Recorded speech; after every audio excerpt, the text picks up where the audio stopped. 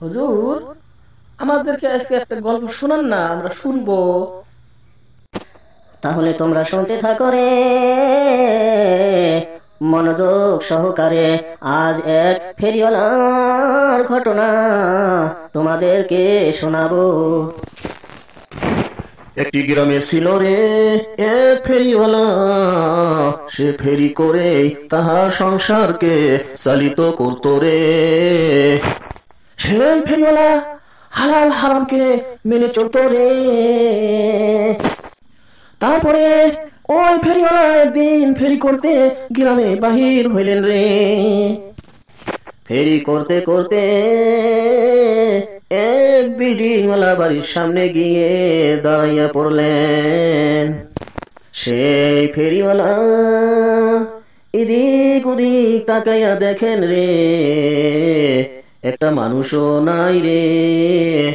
হঠাৎ করে ছাদের উপরে তাকাইয়া দেখেন রে,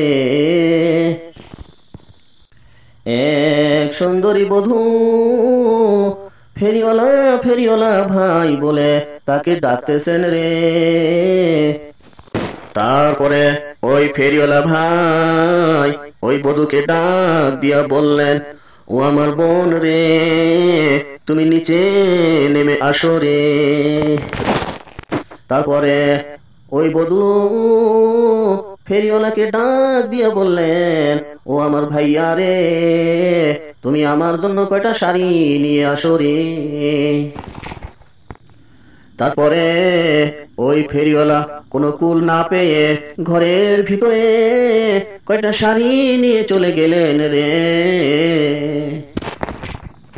ওই মহিলার মনের ভিতরে ছিল শয়তানি বুদ্ধি, তাহার সাথে শয়তানি করবে রে।